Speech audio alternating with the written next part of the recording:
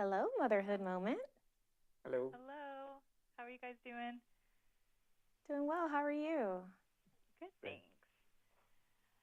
Awesome. Well, I'm just going to jump into my questions. And, Doctor, my first one is for you.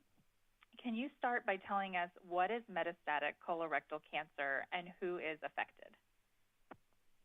Colorectal cancer is a type of cancer that would begin in either colon or rectum, and many times, unfortunately, it can spread to other organs, making it metastatic colorectal cancer or a stage 4 colorectal cancer. It is the third most common cancer worldwide and is the second leading cause of cancer related death.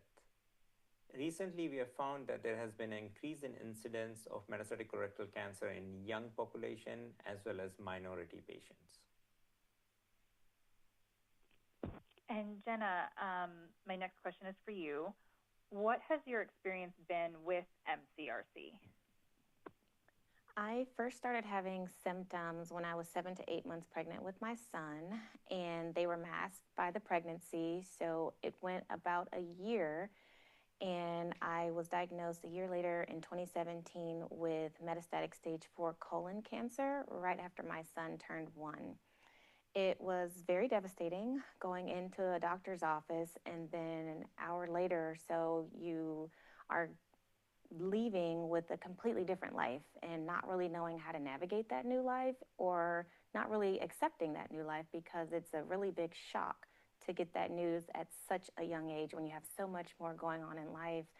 And I just really wanted to make sure I did everything I could to see my son grow up and to grow old with my husband and do all the things that I initially sought out for myself when I envisioned my future. So those are the goals that I started to discuss with my doctor to make sure that the quality of life that I could live was the highest that it could be at the same time undergoing the treatment.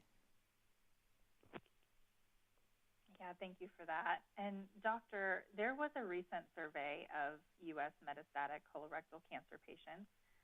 Can you tell us what were the key takeaways? Yeah, this was a survey which was sent to over 300 patients with metastatic colorectal cancer to understand the perception. The survey was commissioned by Takeda, on whose behalf we are here today.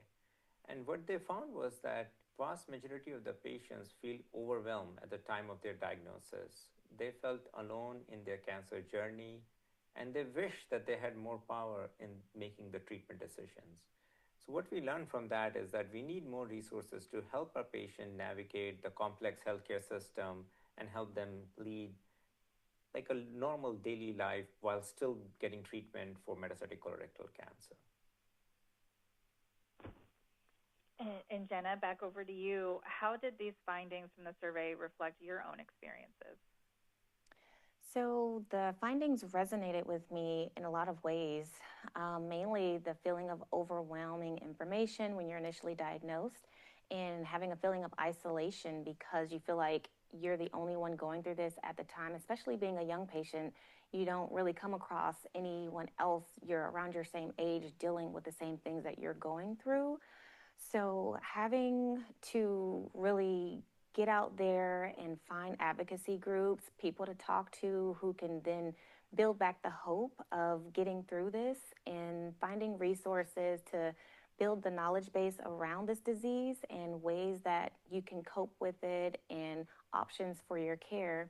That's very, very important because what it did for me was take me from being a passive patient to more of an active patient. And years down the road, I'm leading conversations with my doctors. I'm telling them what's working for me, what isn't working for me, and how I can live with this disease long term.